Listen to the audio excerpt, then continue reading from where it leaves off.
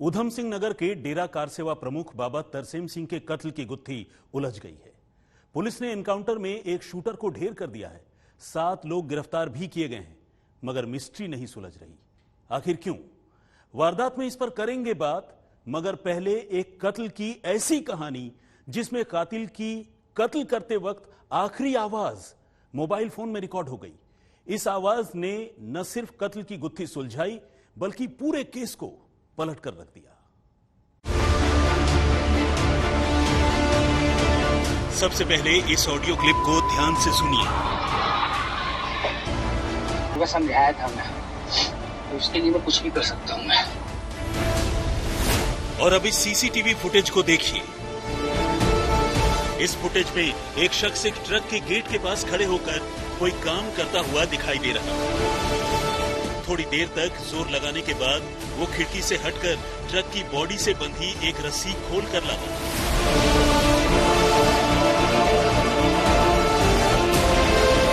और फिर से ट्रक के गेट के पास जाकर उसी रस्सी के सहारे अपने काम को पूरा करने में जुट जाता है। क्या आप इस ऑडियो क्लिप और सीसीटीवी में कैद इन तस्वीरों का कोई कनेक्शन समझ पाए?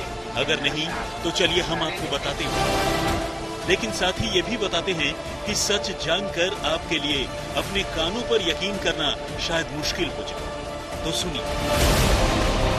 इस ऑडियो क्लिप में एक ऐसे शख्स की आवाज कैद है जो कत्ल कर रहा है और कत्ल के दौरान गुस्से में अपने शिकार को गालियां देते हुए उसे कत्ल करने की वजह भी बता रहा है।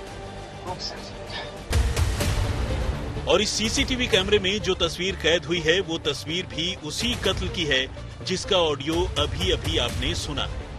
जी हाँ, ट्रक के दरवाजे पर खड़े होकर एक शख्स अपने शिकार की गला घोंटकर जान लेने की कोशिश कर रहा है। पहले वो एक कपड़े से अपने शिकार का गला घोंटता है और फिर तसल्ली के लिए ट्रक से रस्सी खोलकर लाने के बाद उससे दोबारा गला घोंटकर अपने शिकार की जान ले लेता है।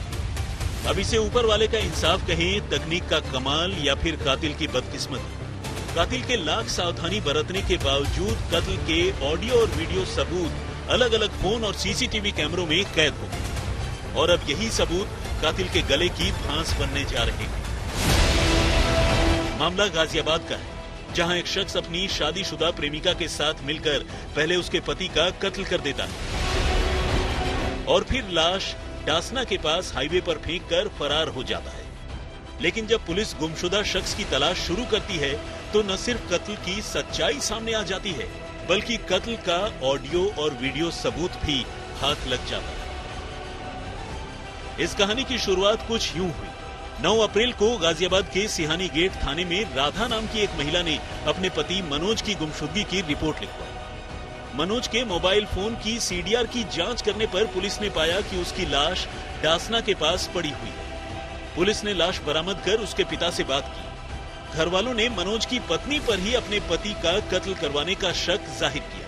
छानबीन में पता चला कि मनोज की पत्नी राधा का राजेश गुप्ता नाम के एक शख्स से अफेयर भी है। अब पुलिस ने राजेश को गिरफ्तार कर लिया और उसकी निशानदेही पर एक ट्रक से मनोज का मोबाइल फोन, उसका आई कार्ड और दूसरे दस्तावेज बरामद कर लिया। असल में ये ट्रक राजेश गुप्ता का ही था, जिसे वो एक ड्राइवर के तौर पर चलाता है।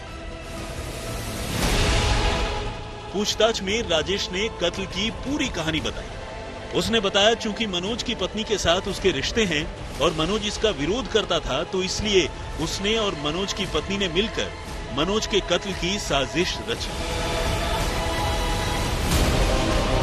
8 अप्रैल को मनोज की पत्नी राधा ने ही साजिशन उसे राजेश के पास उधार के रुपए वापस लेने के लिए भेजा। राजेश पहले से ही तैयार था। उसने पहले धोखे से मनोज को जमकर शराब पिलाई और जब वो बेसुध हो गया तो हाईवे पर ही अपना ट्रक रोककर उसके केबिन में मनोज की गला घोंटकर जान ली।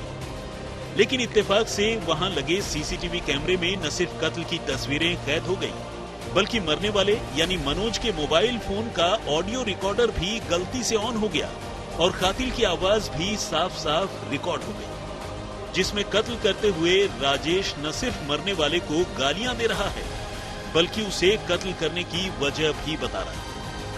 तो उसके लिए मैं कुछ भी कर सकता हूं मैं।